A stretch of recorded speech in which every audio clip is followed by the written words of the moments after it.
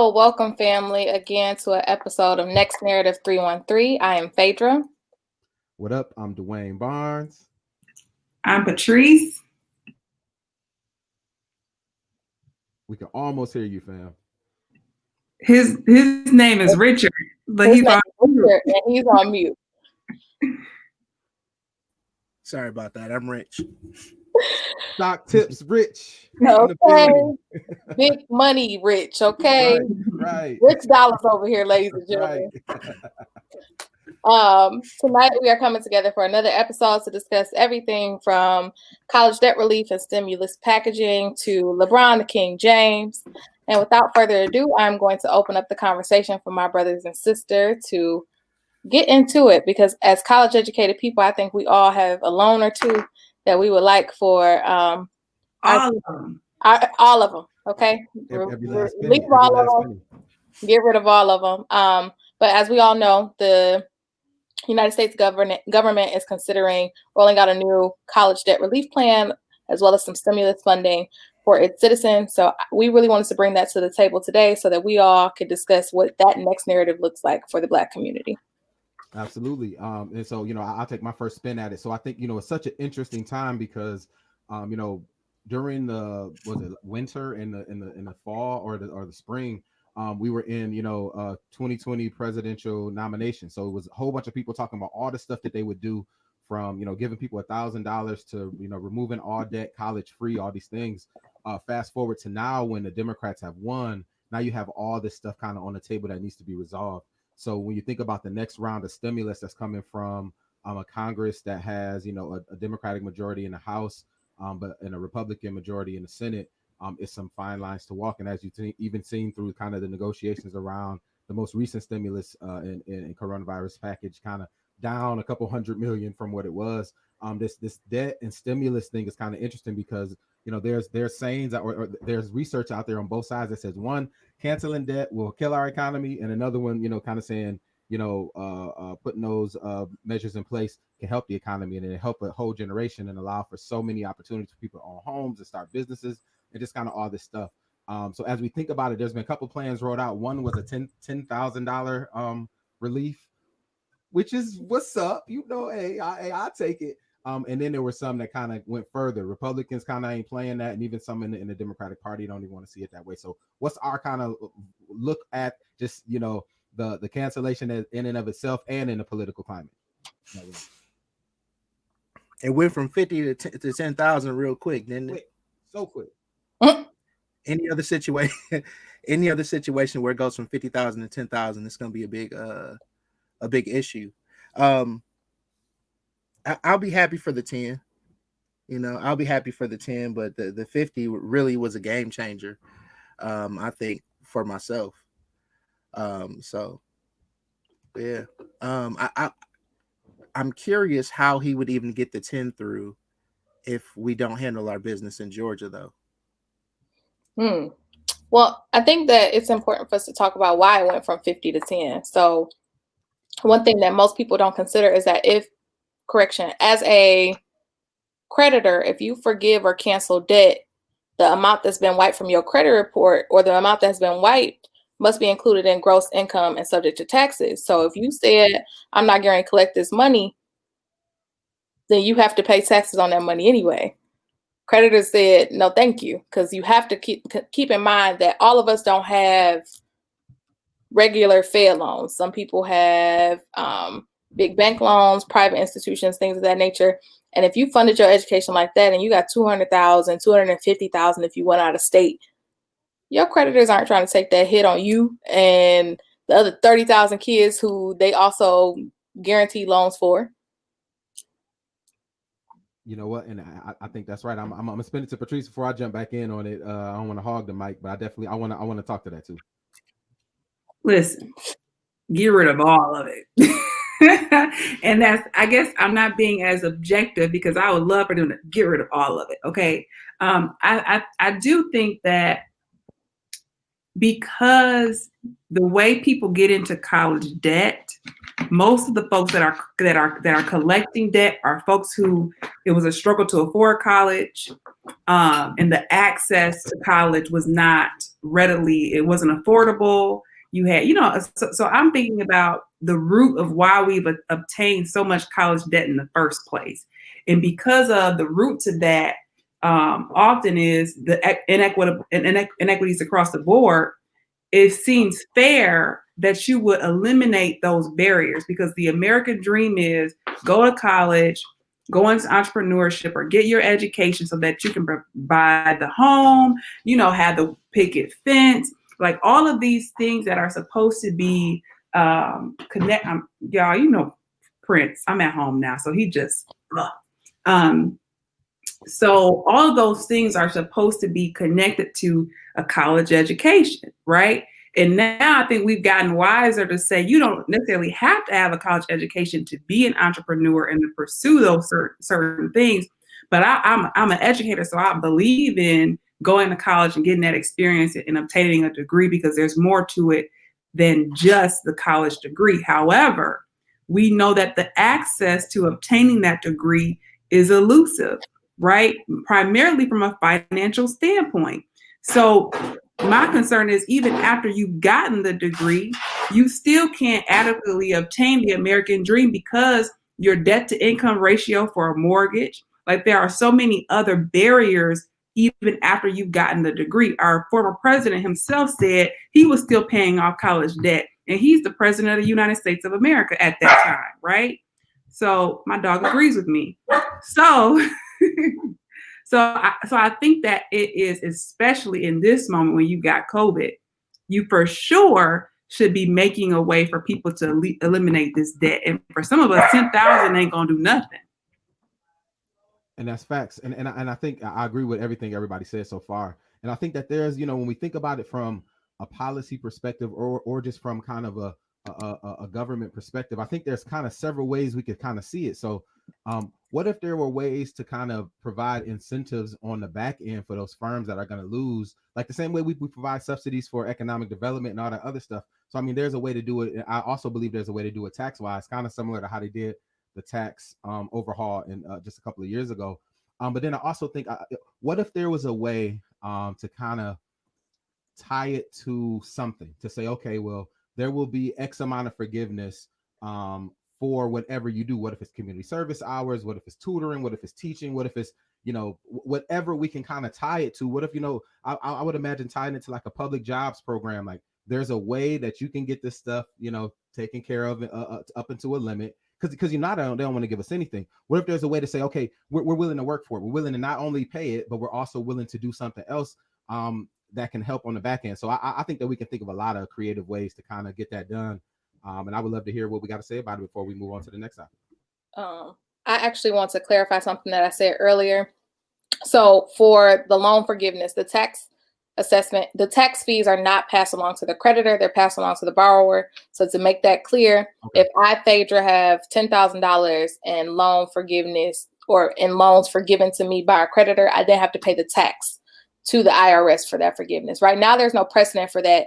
But when it comes to student loan debt, however, I can see there being an argument being made. But one of the things that I wanted to address to your point, Dwayne, you relieving the debt for me does not free. Like ideally, it should free. If I'm making that payment, if I made the decision to not go into further debt and just ignore that bill, you canceling my debt does not free up any more liquid income for me to pay off other things, for me to go and get a mortgage. Realistically, it just gets rid of $10,000. So what? That's going to reduce my loan payment, my student loan payment by what, $15 a month? Right. I still have, and if you live in Michigan, I still have astronomically high car insurance. I got a high car note. Lord willing, I got a mortgage, even though the city is like something along the lines of 60% renter currently. All of those things in mind, I think we can get a little bit more creative. If we're going to say take the concession of $10,000, we need to be realistic about what that looks like and if it's going to make a true difference. Yeah, I agree. When you said that the borrowers would be taxed instead, in my head I said deal. Like I yelled it out in my head. Like I'll take that in a heartbeat. yeah, I think that if we've sent a man to the moon, I'll come from a simple angle or view. If we put somebody on the moon, we could figure out this to work for everybody. Initially when you said that, Phaedra, I was thinking like, I really don't care what the creditors, what their tax bill is, because the government is cutting the check. Let them figure it out. They still got to pay taxes anyway. They'll get paid quicker.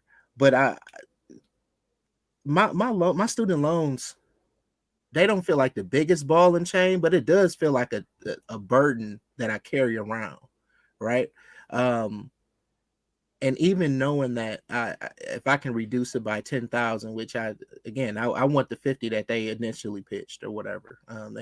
It's already starting. But even being able to reduce it by 10,000, I would be incredibly happy about that if we could get that. But we need to talk about Georgia to see what we really can get to as well. If we're gonna land on that 10,000 or if it's gonna be more. We've seen the government pull out money and spend it on other things, so they need to make it happen and figure out a way. I'm with you. I want to jump in there because we're talking about this situation, but this is what I think legislators and people who are supposed to be public servants, this is the conversation they should be having. Like it really should not be a debate. Like this is what the average American is one of the key issues that the average American struggles with is college debt, right? So why is it that it's such a debate? It's such an issue especially when you're in this pivotal moment of crisis, where you're in this situation where you're having Great Depression era issues. To alleviate those things, it seems like this should be a simple issue. And this should be the conversation that our legislators are talking about. But they've really been honing in on issues that are not necessarily relevant. I'll give it to you on the weed. But I think that the central issues they're not really focusing on. And I still think that $10,000 is a slap in the face. So I think we, number one, eliminate the debt. But then number two, you also need to address how are you going to eliminate the debt for future generations, right? So we've got this astronomical debt now, but we've got a generation of kids who are also trying to go to college. And so why isn't there a Detroit promise for multiple communities across the state of Michigan, multiple communities across the country, where we're saying that college access in education is the key to success, but then we're still not providing the pathway to do it in a cost-effective manner? I agree 100%, and I think that the final word I'll say on it is this: I think that I'm optimistic in the future about what this looks like. I think student loans will be forgiven. I think that what we saw this summer is that there's a far left leaning of the Democratic Party that's just now getting into kind of their bag. And over our lifetimes, this is an issue for millennials. This is an issue for our generation. So as we continue to move that forward, this issue will be, ratified. I just have confidence that that's going to happen, because think about the percentage of people in this generation that has that on their shoulders. So I'm optimistic about it in the future. And I think it kind of leads us to kind of what the next kind of topic is around. Okay, we talked about student loans and stimulus and what that means. It was a historic piece of voting in the House earlier this week, where the House passed marijuana legislation that decriminalized it and offered expungement and restorative justice aspects to it as well, which was something that I didn't see coming. Unfortunately, it's not looking like the Senate is even going to look at it, but just for what it is, I think it was a victory. As when you get Democratic, or when you get political power and they have it in the House, to be able to say, this is what we would do if we had the Senate. This is what we would do if we had the White House. This is the kind of stuff we want to do.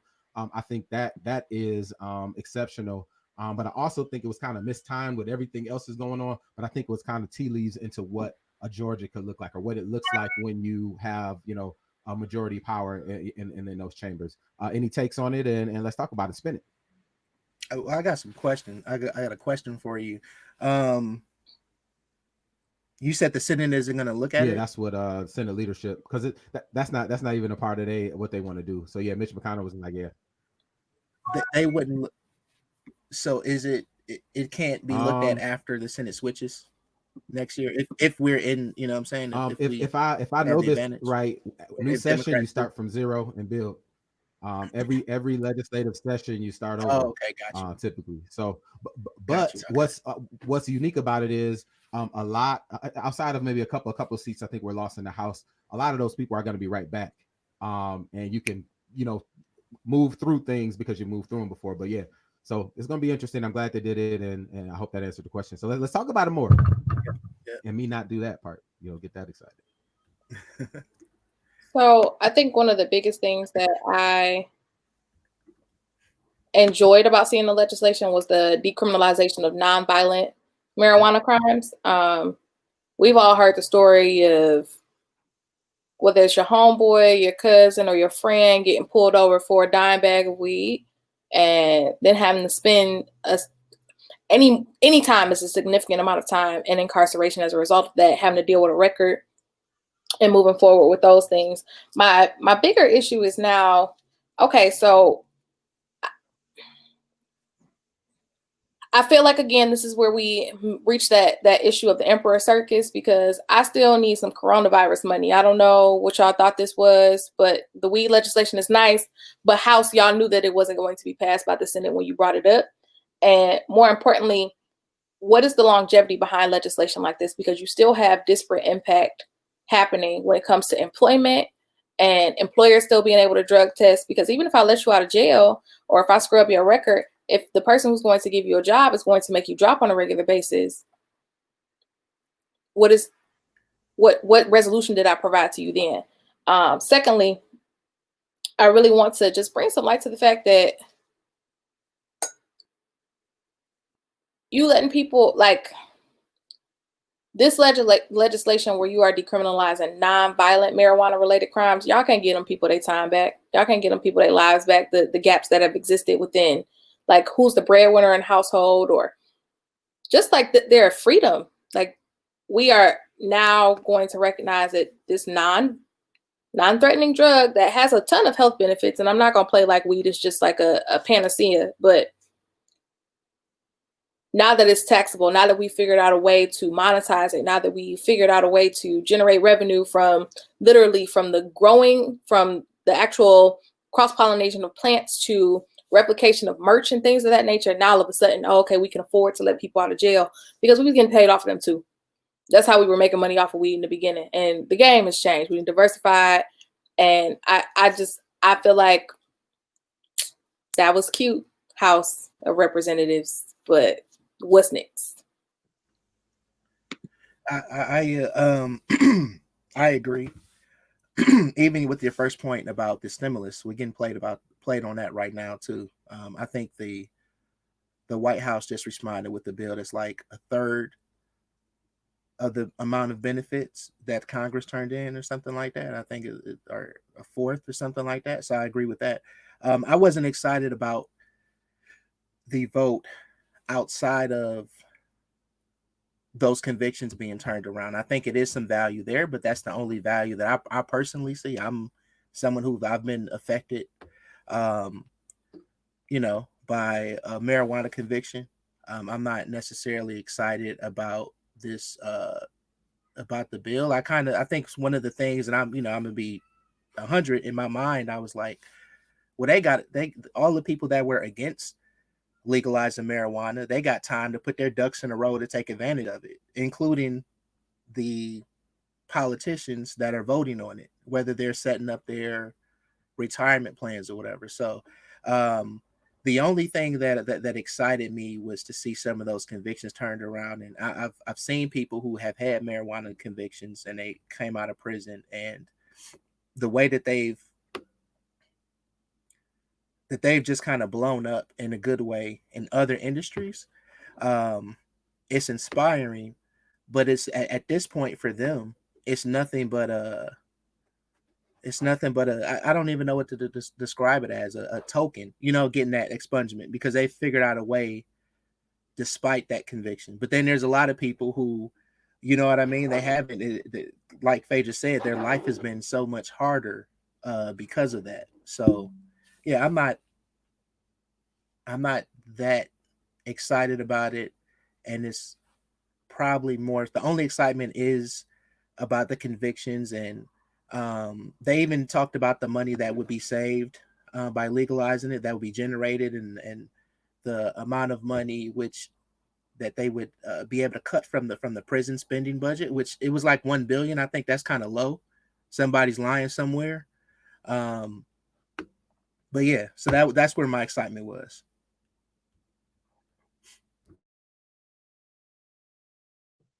You gonna get on it, good doctor? I think Phaedra raises a really valid point on what the heck is y'all doing when, yes, this is a very important issue and it's definitely an important issue to our community, but Corona is like a hurricane that has returned and landed, and people have not been given the support that they need. It's almost, and you know, could this be a side effect of a lame duck season, right? But then that says a lot that you chose to put this at this time, something that is very important to the African American community. You chose to do it in your lame duck season, and you knew it wasn't going to pass the Senate. So, versus looking at the priority, which right now is COVID relief. Overwhelming is COVID relief. Michigan is shut back down. You got San Francisco shut. I mean, people like all over the place. We're back into a quarantine space, and people are underestimating the impact on folks' mental capacity, mental health in this season. I'm gonna be quiet now, because yeah. Yeah, all the issues raised, I think, shows the complexity of I think what they were trying to do. Again, what I think is most interesting about it is, no, it can't give you your time back, and that sucks. No, it can't change, employer procedure on how they drug test. So all that stuff is true. So what are you really doing? What I would hope is that once the industry is decriminalized and you can do business across 50 states, what I would love to see is now there can be government programs the same way there are for other business opportunities, and money's kind of dedicated to those communities that can maybe help in startup costs, that can help build some of this stuff. That's the only thing you can kind of hope out of it.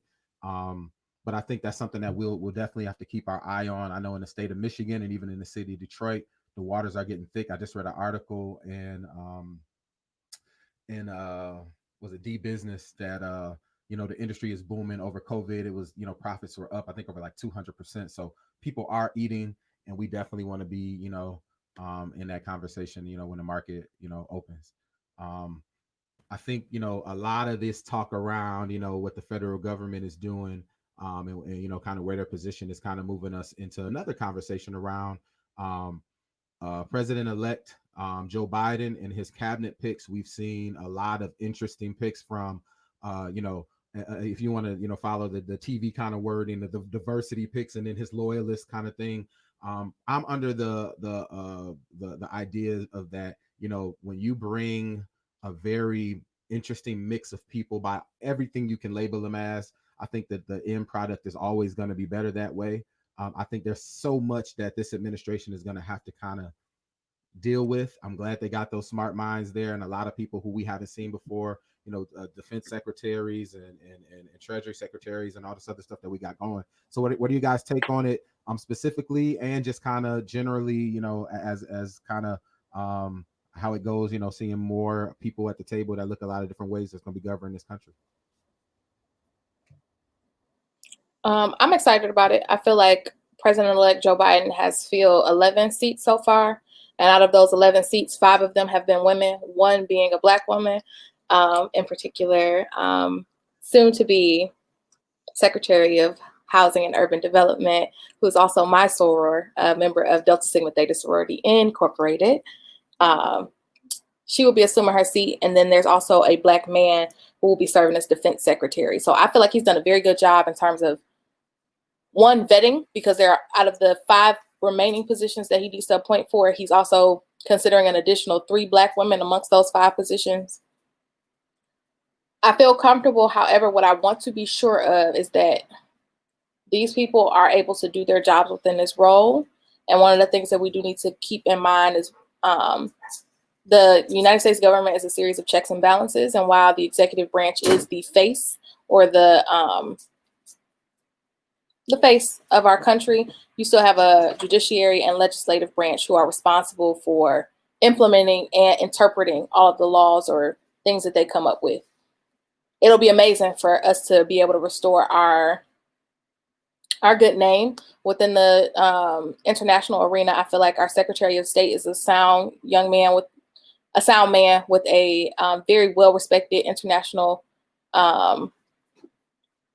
reputation. And then I also feel like our United Nations representative, who happens to be a woman, has done a very good job of branding herself within the international arena. And that's my biggest concern. As we look at these positions, we need to get the main stage, the world to respect us again, because we spent 4 years being subjected to Trump's Twitter tragedies. And in order for us to move forward as a country, to be respected, both as a world power again, because let's not play like China and Russia ain't looking at us like mincemeat right now. He needs to be very clear that when he is finally inaugurated, that this team hits the ground running. Like whatever the conversations are happening right now, there ain't no Christmas break, ain't no MLK holiday, ain't no New Year. You started work today. I know we are not getting sworn in until January, but the meeting starts today. And as long as that is at the forefront of their mind, I think that we can climb out of this. It's going to be a rough climb, but the first 2 years, I think we can make it.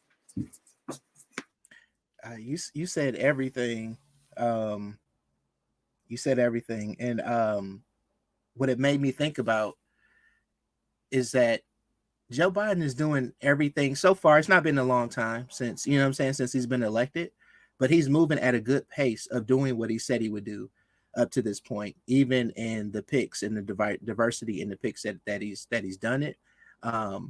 And I feel like he's done it in a way that I get sick of, like noise, like just like all the noise that Trump creates. I just get sick of it because I got enough things to think about, right? But I think that he's done it in a very smooth way, where it's not really kicking up too much dust. It's like, this is what's happening. Is there's no negatives that we see yet. There's not an argument about these picks. So I appreciate him doing everything that he said he would do up to this point, and doing it in a smooth way, despite all of the other nonsense from the other side.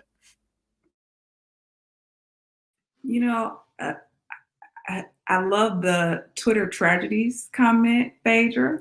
I think we need to put that on something when he goes out the door, is close out your Twitter tragedies. But I strongly like the moves that Biden is making right now. I think we were expecting for him to pick darlings of the party, right? Those up and coming folks that were on the Democratic stage with him early, that, Buttigieg and all of those guys, that even Elizabeth Warren, all those folks that we were just like, we just knew they were going to have some cabinet seats. And I can appreciate that. I think he hasn't moved from an emotional standpoint, but he's been really, in a good way, very calculating. And to Phaedra's point, picking people that have been vetted, that have strong track records. And quite honestly, that's what you should expect from a president. I think that we've had nepotism for the last 4 years. And so when you get someone who's actually looking at, I need the best of the best of the best, and rightfully so, because you're right, we can't have Christmas break, we can't have MLK holiday, because you are facing so many the economic crisis, the health crisis, and even with the COVID vaccine looming, we all know now the history of Black folks and health and health administrations, and dare I say, the Tuskegee experiment. I'm looking at, they gave it to an elderly woman in London yesterday, I think. And I'm waiting to see if she's going to pop up like with any issues, So I say that to say that the crisis is looming. I honestly can imagine him walking into the White House and it looks a mess. Like it symbolically will be in a mess and everything else is symbolically in a mess, right? And so when you have probably the worst transition in the history of the country, because we already know that your current president is still losing battles in the courtroom. Like, so he's, so he should be trying to help transition power, but you are sending, people in Michigan to argue why you thought this was the most fraudulent election in the history of the world, which is not true, right? So I think that I can appreciate that Biden seems to be level-headed, and I love the fact that these picks are extremely diverse. When you see these images of a whole cabinets, I mean, you've got women, you've got all types of minorities at the table. It looks beautiful. And if we've learned anything about diversity and inclusion, is yes, symbolically it's good to have, but it's good business. It is. That's why you have seen, I think right now, probably the most sought after job is diversity and equity folks. It's a good business strategy. It works in the bottom line. And I think he's moving in that direction.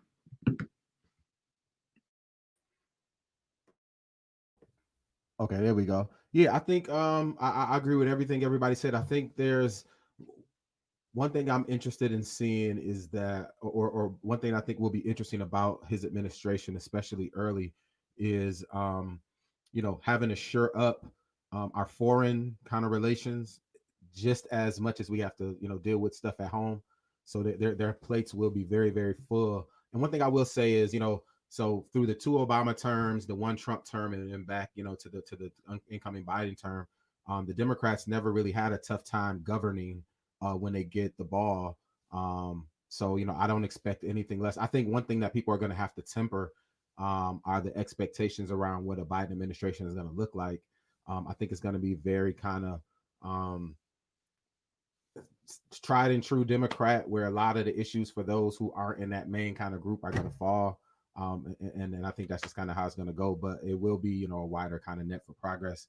And as we reach the midway point, I want us to take a quick breath, and then we can move on to our next topic. So we talked the national. We hit that hard. Let's bring it back home to the city for a minute. We know 2021 is going to be a big year in the city of Detroit. Let's see, how can I put this into focus? Over the past 8 years, I think Duggan has been in office that long. We've seen a revitalization of downtown and midtown. We've seen this kind of new Detroit, old Detroit. Those of us who've been fortunate enough to move in the new Detroit era have been doing so and kind of making our way through.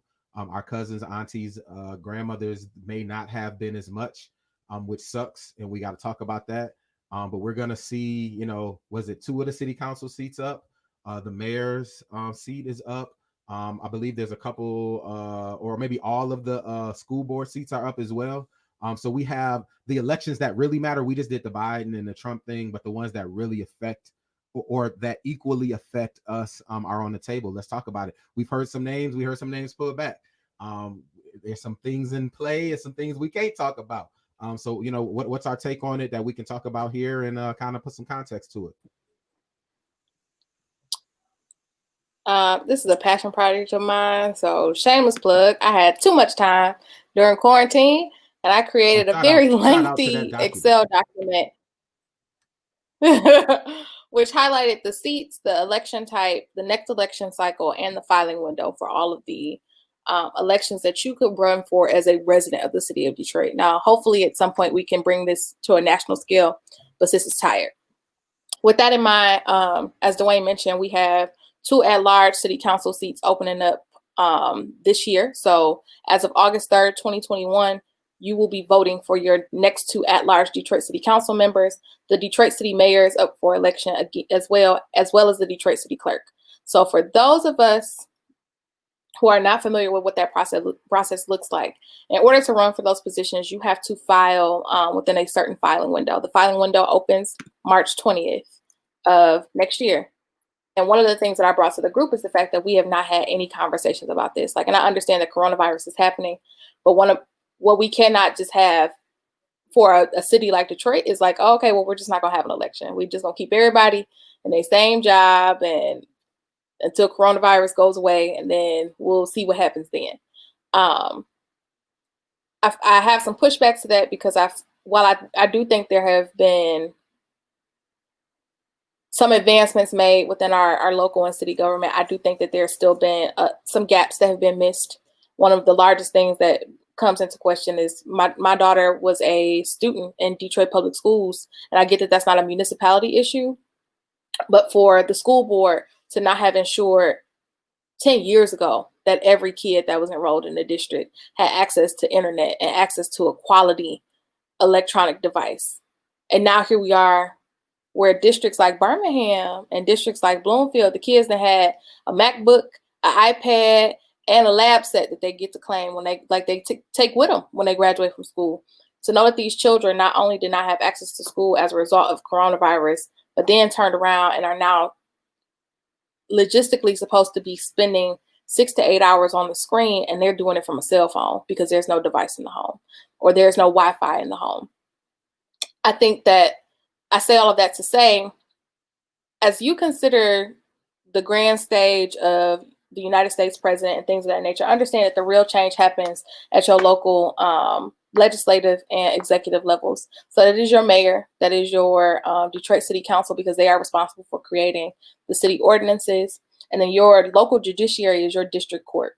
So 36th District Court is responsible for the fees that we are assigned when you get a parking ticket in the city, the fees that you get hit with if you happen to be caught with some marijuana in the city by a DPD officer. Well, not anymore, but in the past. Or if you just got too much garbage in your backyard, you can get a ticket from that. The 36th District Court is what enforces those fees. They come back and interpret them. One of the things that I pose now is that we got some old guards currently in office, and I'm tired of them. I can say that. I'm tired of them, and I feel like they're not doing enough. And I get it. They've been in position for quite some time. However, that's not an excuse. I feel like if you need some further guidance or some insight about how to be ingenuitive or how to address these changes, then cool. But I don't think that there's even a request to get that knowledge now, and that's my issue. And for that, everybody on notice. Like we said, Gary Peters, you on notice, and wherever you at, and the rest of y'all who I'm not gonna name because I might see y'all out in the streets, y'all on notice too. Hey, real talk, and let me jump in real quick, and I'll hand it off. Those two seats are at large. If we've seen how Detroit has been changing in the last couple of years, those seats are pork for somebody that's really looking to make a move. And we haven't seen our city council look a different way than we have in a while. But those two seats will look very interesting to people who may have different values, a different skin color, a different everything than we have that we've seen there. So I think, the same kind of organizing that we did this summer still got to be the same kind of thing, we do to make sure that, the fight that we're having is a fight among principles that govern us, not from somebody from the outside. That's all I just want to say. Yeah, I'm interested to see who else is going to run for city council too. I haven't really heard anybody talking about running. I definitely haven't heard anybody talking about running for mayor either. So I'm interested to see who's going to run. And you said the city clerk seat is up as well. Yeah, I remember Garland gave her a run a couple years ago. Yeah, and I think that's the best example of how hard it is to run for one of those spots in the city, because I thought he ran a great race, and I was surprised that it was close. I know he raised a ton of money, and I mean, and that takes us to that other conversation that I think we can start, but we don't want to get too deep into is, even we saw over the last, 6 years of elections, young people running, and the establishment saying, get the vote out the way. It ain't your turn. You know how we can be in the city. So I think that's another conversation. He ran a great race, used technology, raised money, but it just wasn't enough for some of the kind of the old guard, and that same old guard is still holding on to these seats and to this mayoral seat too. So I mean, there's a lot of kind of intra Detroit issues that we can talk about that you kind of raised right there. But I want to make sure I hand it off as well. I got one quick question, just an opinion for everybody, because I remember one of the issues with Garland not winning is probably just reaching some of the older folk who name recognition. But do you think that our city is more digital than it was back when he ran? Yikes. I'm gonna say no. But I'm really interested to hear Patrice, considering that she is our resident agent on local municipality elections. We got a whole mayor on our call today. Yes, ma'am. I think, thank you, Phaedra. I think that when Dwayne said, when he talked about the old guard can get you killed. Because straight up, because for me as a 23-year-old running for office, I had a great support system. And when I got the seat, the folks around me had been on council for 15 years. They had been there for a long time, but because we were forced to operate like a community and not like politicians, because we were in such a tight seat, in such a tight world. One, with emergency financial management, we had to make sure we kept the city out of debt. We had to make sure our water filtration system stayed ours. So when we were up against so many situations, our closed sessions we weren't slinging mud at each other. We was trying to really figure it out. So we earned the reputation of being one of the best councils because you had a younger person, i.e. me, you had the old guard, and we worked together, right? We also had a cutting edge city manager at the time. So it fit for us to be, at that time, one of the only Black cities to not be taken over by the state, right? So I think that the old guard has to deal with their, can I say, pride, and teach other folks how to start leading. And honestly, if they can look at it as a legacy standpoint, what is required is, in order for us to keep the momentum, you have got to teach the other folks how to handle the baton, right? You just have to. And so for me, I had people who were like, here it is. Here's how it works. Here's what you need to focus on. And I had my own opinions, and I brought this new way of thinking, but I also was respectful to that older guard. And I think we've got to begin to start bridging that gap. And I don't know where that is in Detroit. You know what I'm saying? I don't know where the folks are willing to say, let me teach you. And then young folks being able to say, let me listen. It's like Naomi and Ruth from a biblical standpoint. I'm going to sit at your feet and teach me how to get this dude, basically, was how she taught her the game, and we need to see people in this era do that. Otherwise, you lose so much. I agree 100%. And I think that is a part of some of the generational kind of intra-generational issues that are going on. And I think that, that's going to be a pull. But that's also, I'm optimistic that, as time continues to move forward, leaders will continue to emerge. And you do have some younger council members right now, right? Who I do think are community oriented, who have a community focus, and who has presented. Phaedra is giving us the side eye. One that I think might be running for mayor. We're gonna hear soon, maybe. Yeah, I agree, and so it's gonna be interesting, and it's gonna be interesting. That's all I can say. But you also, in that seat, you got to have somebody that is skilled. So I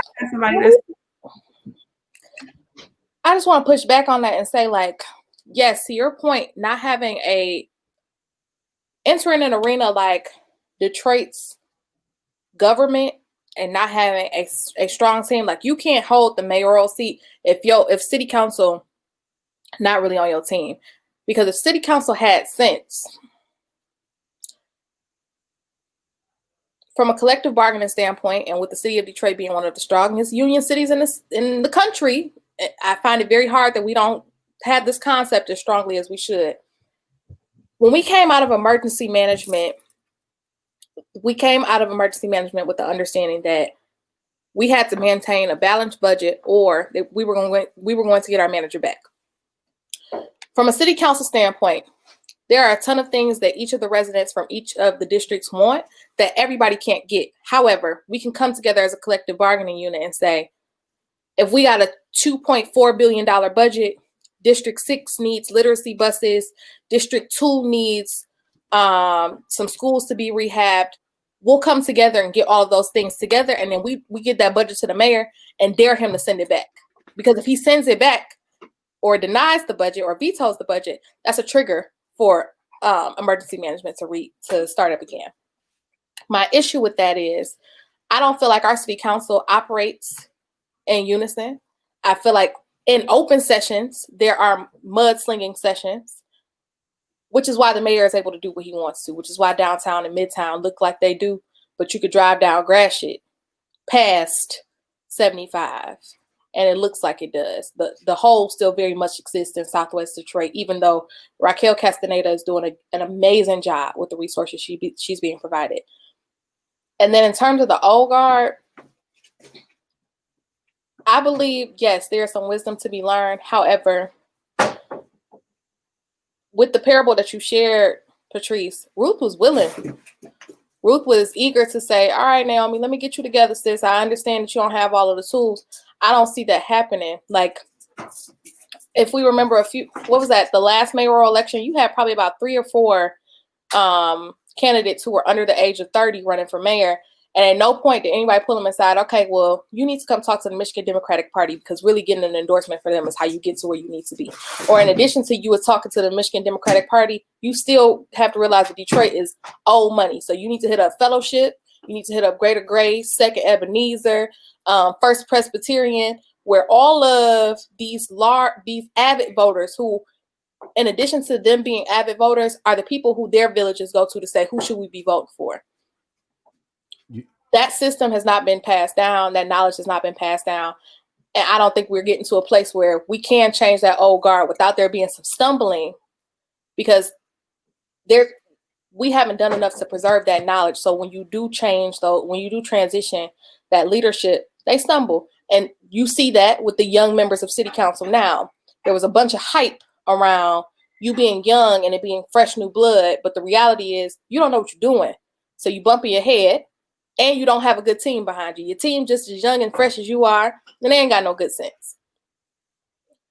So as we start to consider what talent should look like, I'm looking at Detroit Young Professionals, because what are y'all doing, but Detroit Young Professionals, New Leaders Council, you have these nonpartisan political views where there are individuals who have political aspirations among your ranks. How are you curating them, or how are you using your platform to make sure that we have access or information to candidates who make sense for us? Man, real talk. I love what I'm hearing. Any other takes before we move on to the next? We got about 12 minutes. So yeah, I would say, and this is such a pivotal time for Detroit, it's going to be, because you've got whatever stuff Duggan has cooked up, you want to ensure that the resources are given to every aspect of in every corner of Detroit. And I fear that, I don't know if his aim is really in that, that's his real intention. But I think in order for you to sustain what you just built, right, you're coming out of a deficit, you're getting out of emergency management. Well, now you also got a depression happening. Now you've got COVID happening now. So a lot of the restaurants that opened up in your boom are going to close its doors. You already messed up the fashion avenue with that construction project. So they're being hit hard. So how do you sustain what you've built? If you can't sustain the educational system to to breed human capital. And then you're not transitioning knowledge, you're transitioning wealth and keeping it in that same community. But you're at this critical conjecture where you really do have to have strong leadership at that helm. And the leadership that is going to look out for the most vulnerable in the city. So absolutely, I think that's very well said. So we're winding down here, and I want to make sure we spend a couple moments on this topic here, though it deserves a show in and of itself. And I would love to bring somebody in and really talk about this. Just this week, the Michigan Coronavirus Task Force, headed by Lieutenant Governor Garland Gilchrist, released their interim report, kind of showcasing what they've done, the research that they've compiled, and some of the recommendations. I won't go too deep into it. I did look at the executive summary and some of the recommendations. This area is an area that's very important to me. I think. So I'll say this, and I'll leave it alone. I think that I'm so glad that there is a task force.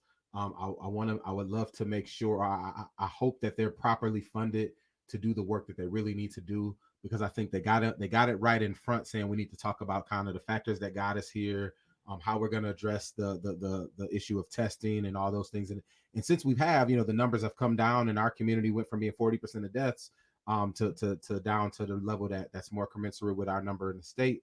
But I also wonder about the legs of it. Now we know that it isn't just about who gets it, who goes to the hospital, who dies or come home. There's a lot of longer term estimated effects of coronavirus.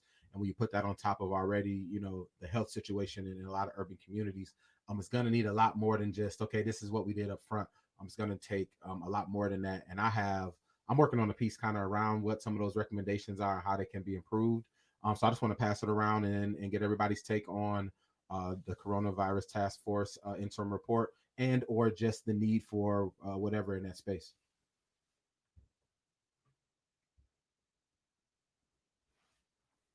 So I'll jump in. I'll start by saying that the Michigan Coronavirus Task Force on Racial Disparities is a task force that was created by Governor Whitmer as a result of an executive order. All of the meetings are completely open to the public. So if you have questions, please feel free to participate. And those meetings include everyone from U.S. senators to Lieutenant Governor Garland, our Attorney General, and they discuss everything from access to digital literacy, health disparities, the amount of deaths per capita, per race, per gender. I was happy to see that the governor took the time to create a task force for this and let me know that she was serious about making sure that our Black city was a priority. And I understand that it's a state task force, but it's largely built around cities like Detroit, like Benton Harbor, like Flint, like Saginaw, where the population is very, very African-American. And the reality is we have very specific conditions that happen as a result of growing up in poverty and being people of color, whether they be historic or current.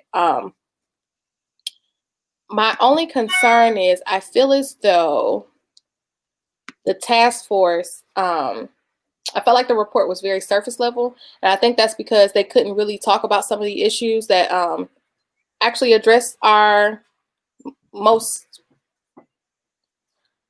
how do I say this? Our most likely to be affected by COVID.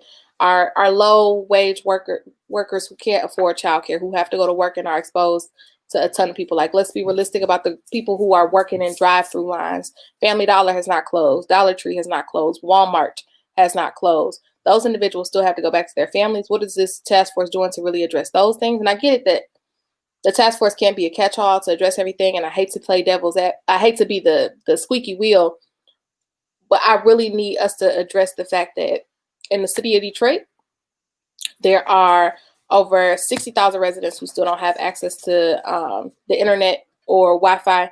And out of those 60,000, another 45,000 don't have access to running water or electricity.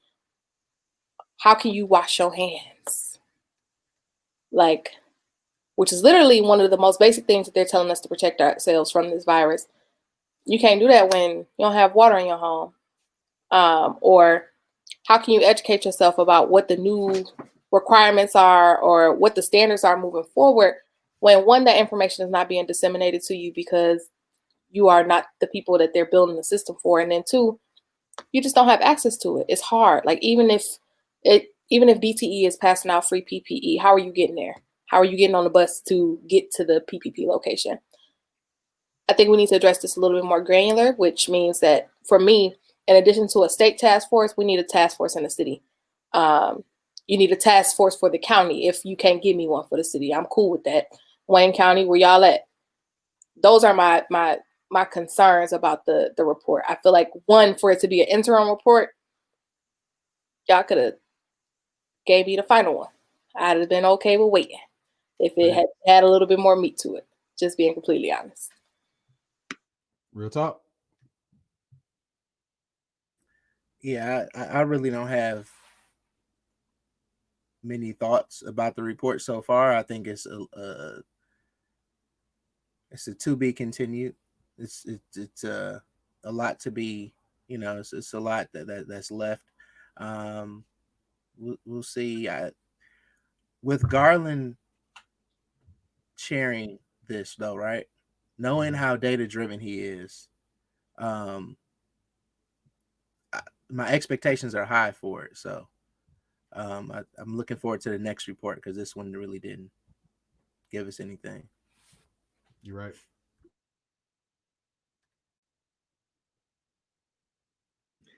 I agree with what's been said.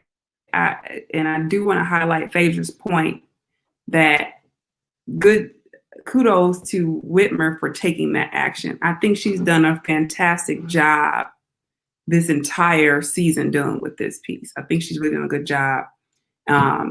And to make it a priority to have the task force was a step in the right direction. But I also agree with you all that they're going to have to find a way to, one, look at how this is really happening on the ground, to all the examples that Phaedra listed, and to find actionable resources to address what's happening on the ground. Absolutely. And I'll just put a final touch on that. I think Phaedra kind of encapsulated the whole thing. Like, this is, while it's a conversation around coronavirus, it's a conversation about the factors that led to the fallout of coronavirus.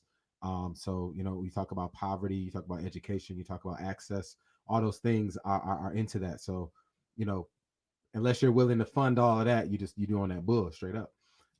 So it's our last topic of the night. Well, one, before I do that, I want to give a shout out to the 2020 Be Me Fellows for the city of Detroit that came out. Very proud to have you in the family. I'm actually wearing, I don't know if you can see this, the sweatshirt from one of the 2020 Fellows, Calvin Man from Encourage Me I'm Young. Do amazing work around suicide prevention, etc. But I do want to take us on our last little topic, and it'll take us to a little bit of overtime. We got to have our little pop topic, our sports related topic. So, the NBA season just ended and is about to start again next week or 2 weeks from now. And I'm an NBA guy. That's my sport. And so we've seen, King James take the Lakers in the bubble last year, and they won a championship. This year, over the offseason, he re-signed, Anthony Davis re-signed, and a host of other players re-signed, and the Lakers are kind of in position to defend their title. But this side of the conversation we want to have is about LeBron James and how he's changing the dynamic from player to front office to agent. So his agent, Rich Paul, who is a childhood friend and a business partner and a multi-million-dollar mogul, has been doing his thing in the industry outside of just being attached to LeBron. He's signing the top talent. He's maneuvering in a way that's making the old guard of the NBA very upset, which is typically old and white. He's young and black and handsome and on fire, and they're doing everything they want to do, and it's pissing people off. Let's talk about how LeBron James is not only taking the basketball as he's compared to Mike all the time, but how he's handling his business more like Magic. So we can throw it out for a couple minutes and then we'd be done with it. I'm gonna be completely honest and say that I don't really know basketball like that. But what I do appreciate about LeBron is that instead of him saying the inaugural line, I'm the businessman, he is the businessman. Like, to take everything, and when I say vertical integration he's taking that to a new level. In addition, like merch, education, real estate development.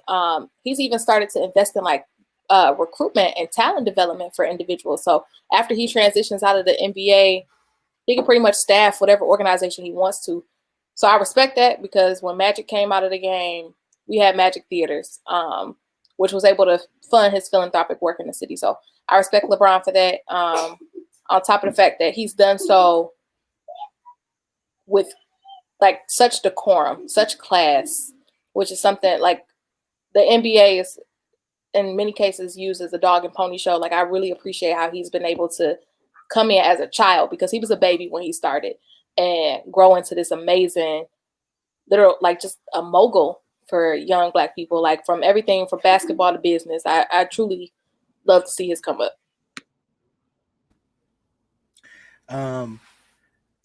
Yeah, he's changed. He's changed the game. I think for players, he's empowered players in a way that they've never been empowered before.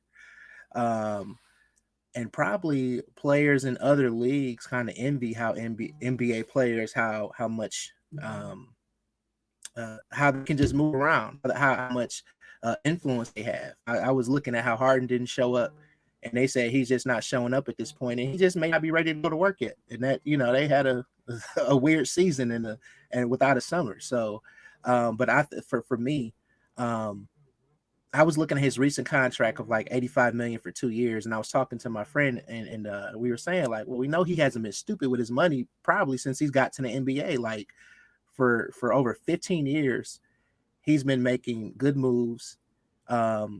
He's kept his you know, he stayed out of any type of drama or anything like that. But he's empowered NBA players from when he decided to leave Cleveland and how he decided to leave Cleveland. And I remember now you see all three of the Ball brothers in the NBA now. And I remember when their dad was ranting and raving a few years ago, and I was like, it would be not, and they were trying to start their own shoe company, right?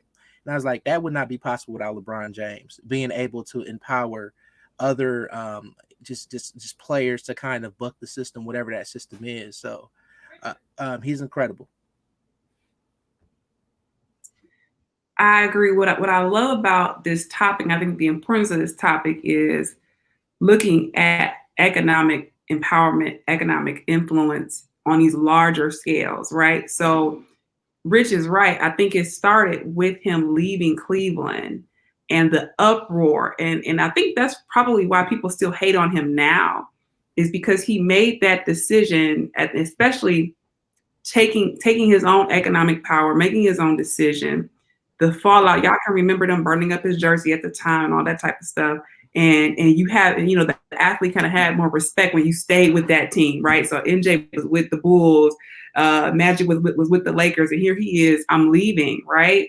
And the economic power that followed him with that, and blowing up the system, and that's what I think he's doing right now. Why people are so frustrated with him and you know his cadre of friends who he also brought up with him.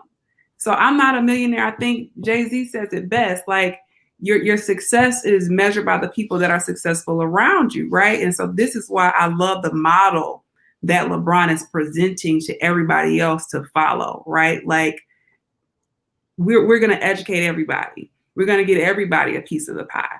And that is turning the league on its head. And that's what I love about what he's doing right now. I want to add one more thing. You just reminded me. It's like that. I think there was a quote somebody said, "Shut up and dribble." I don't know if that really happened or not, but I know it was going around. Yep. And we can think back to like March or April, or you know, when the NBA was getting ready to start back, and we had all the civil unrest or whatever they want to call it, when we were, you know, making people hear us. And if you think about it, they were to say "shut up and dribble," he basically said like, "No, I'll stop the whole game, and you're gonna listen. And when we're ready, we'll start playing basketball again. And we'll give it to you to allow you to watch basketball." So, yeah, he's a powerful person and a great example for young people. for everybody, really. Absolutely. And I'll let you have the final word there. So once again, this is the Next Narrative podcast. I want to thank you for joining us today. You can find us on all of your streaming podcast places that you find them. And I'll clear this part up when I do the when I do the post production. But I want to thank everybody for their time. There's very few times that I'm conversing with people that really make me question my position or push my thoughts forward. And this group does it, and that's why I keep coming to the table. I just love to share thoughts with you guys, and it's an honor for me to be here with you guys. I'll leave you guys one final word, and then we'll wrap it up, and we good. Georgia. So I sent some money down there. I'm probably gonna send a little bit more money down there. Not for the Jeezy and Gucci battle, although y'all aren't that too. But I'm gonna send some money down for those campaigns because we really are leaning on y'all right now. New revolutionary leadership, please get involved in your local elections. August 3rd, 2021. Be prepared. Come to the polls and state your position if you need to. I'm with Rich on this, Georgia. The world is watching. And you know me, I got two of them. One, let's get this money and make a difference. And then ode to my old head. Thanks for coming out. God bless and good night. And we'll be out in 3, 2,